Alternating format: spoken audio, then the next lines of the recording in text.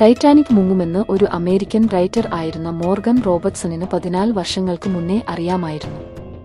അല്ലെങ്കിൽ പിന്നെ എങ്ങനെയാണ് അദ്ദേഹം പബ്ലിഷ് ചെയ്ത പുസ്തകത്തിലെ എല്ലാ ഡീറ്റെയിൽസും ഇത്ര പെർഫെക്റ്റ് ആയി ടൈറ്റാനിക് ദുരന്തവുമായി മാച്ച് ആകുന്നത്? കേൾക്കുമ്പോൾ അവിശ്വസനീയം എന്ന് തോന്നുന്നുണ്ടല്ലേ? എന്നാൽ ടൈറ്റാനിക് ദുരന്തത്തിനു പിന്നിൽ ഞെട്ടിക്കുന്ന മറ്റൊരു കഥ കൂടിയുണ്ട്. അതിനെക്കുറിച്ച് ഞാൻ വീഡിയോയുടെ അവസാനം പറയാം. 1912 ഏപ്രിലിലാണ് ടൈറ്റാനിക് ദുരന്തം സംഭവിക്കുന്നത്. എന്നാൽ 1898 Morgan Robertson the rescue of Titan എന്നൊരു പുസ്തകം പബ്ലിഷ് ചെയ്യുന്നുണ്ട്. ഈ മോർഗൻ റോബർട്ട്സൺ ഒരു ഫ്രീ മേസൺ ആയിരുന്നു. ഈ ഒരു പുസ്തകത്തിലെ സംഭവം നടക്കുന്നതും റിയൽ ടൈറ്റാനിക് ദുരന്തം സംഭവിക്കുന്നതും ഏപ്രിലിൽ തന്നെയാണ്. ദുരന്ത കാരണമോ മഞ്ഞുമലയിൽ ഇടിച്ചതു തന്നെ. സ്ഥലമോ നോർത്ത് അറ്റ്ലാന്റിക്കിലും.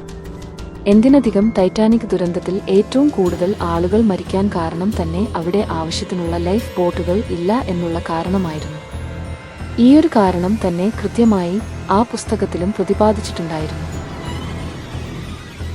ഫ്രീ മേസൺ ആയിരുന്ന മോർഗൻ റോബർട്ട്സൺ ജോലി ചെയ്തിരുന്നത് ഹാർപേഴ്സ് എന്നുള്ള ഒരു കമ്പനിയിൽ ആയിരുന്നു.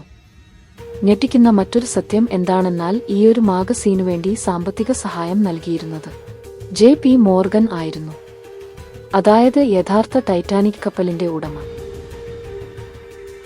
പക്ഷേ അതിൽ ഒരാൾ മാത്രം രക്ഷപ്പെടുന്നുണ്ട്. ആ കപ്പൽ യാത്ര അദ്ദേഹം ലാസ്റ്റ് മിനിറ്റിൽ ക്യാൻസൽ ആക്കുന്നുണ്ട്. JP മോർഗൻ ആയിരുന്നു അത്.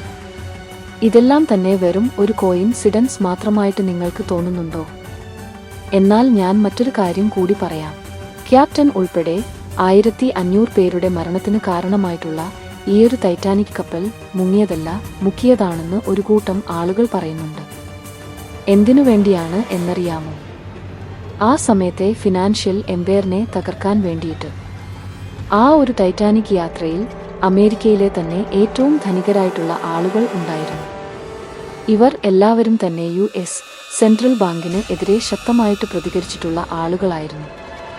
എന്നാൽ ടൈറ്റാനിക് ദുരന്തത്തിലൂടെ അവർ മരിച്ചു. ഒരു വർഷത്തിനു ശേഷം ഫെഡറൽ റിസർവ് ആക്ട് പാസ് ആവുകയാണ്. ഇതിനെ എതിർത്ത എല്ലാവരും തന്നെ ഇല്ലാണ്ടാവുകയും അതിനെ സപ്പോർട്ട് ചെയ്ത് എല്ലാവരും തന്നെ അധികാരത്തിൽ വരികയും ചെയ്തു. ഇന്ന് ഫെഡറൽ റിസർവ് ട്രില്യൺസ് അടിച്ചെടുക്കുന്നു, പലിശ നിരക്കുകൾ നിയന്ത്രിക്കുന്നു, നമ്മുടെ ജീവിത ചിലവുകൾ വരെ തീരുമാനിക്കുന്നു. US സെൻട്രൽ ബാങ്കിലൂടെ കറൻസിയും അനാവശ്യ പണപ്പെരുപ്പവും സാമ്പത്തിക നിയന്ത്രണവും വന്നു. ഇതെല്ലാം തുടങ്ങുന്നത് ഒരു കപ്പലിൽ നിന്നാണ്. കൃത്യമായിട്ടുള്ള ഒരു പദ്ധതി എന്നപോലെ ടൈറ്റാനിക് ദുരന്തം വെറുമൊരു അപകടമായിരുന്നു. ഇതിന്റെ പിന്നിൽ മറ്റെന്തെങ്കിലും രഹസ്യങ്ങൾ ഉണ്ടായിരുന്നു? അതോ അയാൾ എഴുതിയ കഥയെ ആധാരമാക്കി അപകടത്തിലൂടെ കിട്ടുന്ന വലിയൊരു ഇൻഷുറൻസ് തുകയ്ക്ക് വേണ്ടി JP മോർഗൻ പ്രവർത്തിക്കുകയായിരുന്നോ? അങ്ങനെയെങ്കിൽ എന്താണ് സത്യം? നമ്മൾ ഇതുവരെ അറിഞ്ഞതോ അതോ ഇനിയും ചുരുളഴിയാത്ത മറ്റെന്തെങ്കിലുമോ? യഥാർത്ഥ സത്യം എന്തുതന്നെ ആണെങ്കിലും മുങ്ങിയ കപ്പൽ ഇന്നും നമ്മളിൽ ക്യൂരിയോസിറ്റി ഉണർത്തുന്നതാണ്.